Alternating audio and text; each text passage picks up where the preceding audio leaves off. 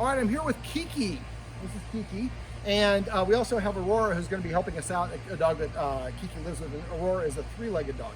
Now, Kiki has a resource guarding problem. In this video, we're going to go over how you can help your dog stop resource guarding items like food. Now, dogs can, point of fact, resource guarding is not considered aggressive behavior because when you remove the resource, the dog's behavior changes. It no longer has anything to protect. A lot of dogs can resource guard for many, many reasons. It could be, they can resource guard essentially nouns, people, places, or things. And it's no indication if you did a bad job of training your dog or raising your dog. Some dogs just develop it because in nature they need to guard their materials, like food. This is called a primary reinforcer. They have to have it. Now, the dog's concern is it's worried that you're going to take my resource. The approaching person is going to take my resource. So I protest. Now, she also has a problem with leash, which we're going to fix after this video. That'll be a different video. All right, so if I put the food down and then Aurora approaches her, she gets very aggressive. She kind of paces, almost threatening, looking, waiting for somebody to try to grab her food.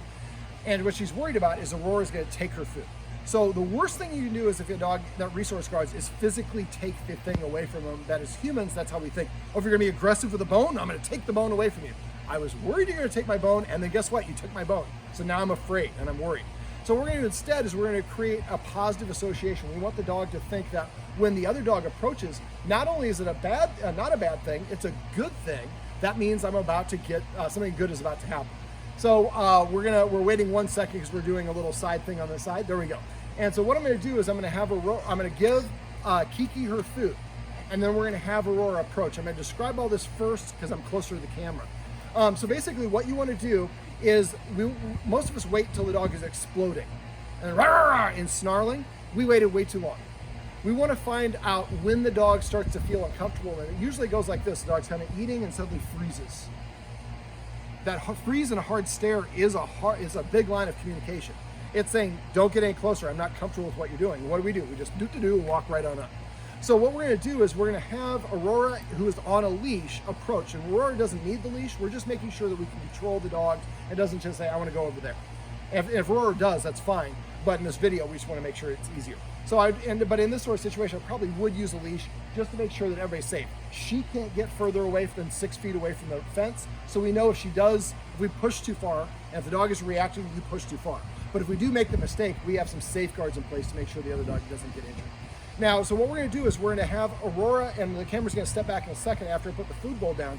Aurora's going to approach, and as soon as as Kiki freezes, Aurora's going to stop. The guardian's going to immediately take note of how close she is to Kiki, and once she makes that calculation, which should happen in 1 second, she's going to turn around and walk away.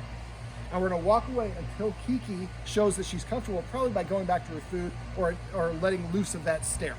At that point, let's say that was 10 feet away. Then the guardian's going to approach. Now, I'm going to be the one delivering a treats for this situation, but you normally would probably have the guardian with the other dog. Either one could deliver a treat. Basically, what's going to happen is if it's 10 feet where Kiki stops and freezes, once the guardian moves away with Aurora, she's going to come back a minute later, and this time she's going to stop at 11 feet. So 1 foot beyond where she froze. The freezing is her first line of communication. I'm uncomfortable with what you're doing. And we keep on coming forward, that's going to raise the levels of retort. Now you get lip bears, growling, little air biting, lunging, and eventually the dog chases after you because we weren't listening. So what we're going to show the dog is we are listening.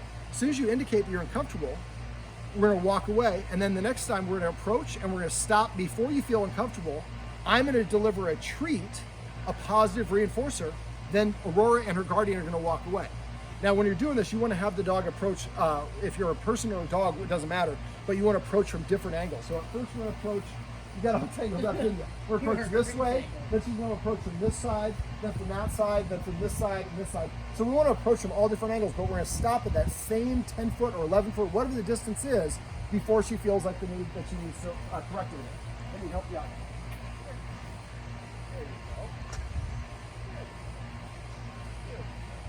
Are you ready to get some food? Yes. You spit out a treat, so I'm assuming that means yes. All right, so now I'm going to have you take a couple more steps, a little bit more this way. And I'm going to have you go ahead and walk here and watch her. Go. Okay, good. So turn around and walk away. So that's about 6 feet away, social distance. So now go ahead and approach again.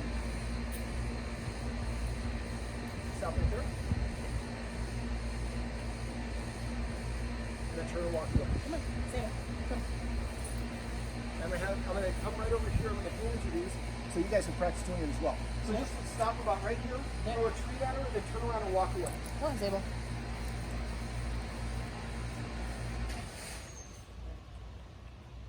And then walk away. So basically what we're doing is we're teaching Kiki here that when the other dog approaches, and you keep on repeating the same process, when the other dog approaches, matter of fact, it shouldn't be something I'm worried about. I should actually be happy about it because that means the treat's going to come. And then the other dog walks away. I don't lose my stuff. Careful, you almost stepped in a landmine. Uh-oh. Just right by your right foot. Yep.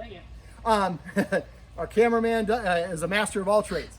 So basically the idea is we want to, what we call, extinguish this behavior. A lot of times this happens and we're like, oh, damn it, the dog's doing it again. We should be like, yay, the dog's doing it again. I get an opportunity to help the dog practice and learn that when another dog approaches, it's not something to guard about. Matter of fact, it's something you should be actually happy about. Do you have any more? A couple more. Let's do a couple more. Okay. Yeah. Now, as you're doing this, you're going to eventually get a little bit closer. So go ahead and toss and then walk away. And let's walk over there and approach kind of along the fence. So the idea is eventually, now, this is not ideal because the dog's backside is turned, but she's looking. And the fact that she turned away, so stop right there. Wait for her to look.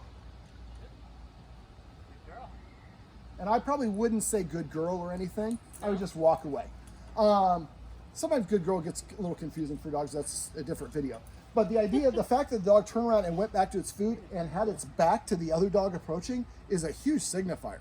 So we probably could have gotten a little bit closer than we actually did, but that's okay. In this exercise, we'd rather be more conservative and go at a slower pace. Remember, if the dog reacts, if it bares its teeth, lunges, growls, barks, air bites, we pushed too far, we got greedy. So this might take you a week or 2 weeks. I would do the same sort of thing. Now you can tether inside if you have something there. We don't have to have the tether, but she did once go after Aurora. It's kind of a weird, convoluted situation. I'm not worried about it, but I might just do it just to make sure we're safe. All right, well, this is my buddy Kiki, and these are some tips and tricks you can use if you have a dog that has a resource guarding problem over food.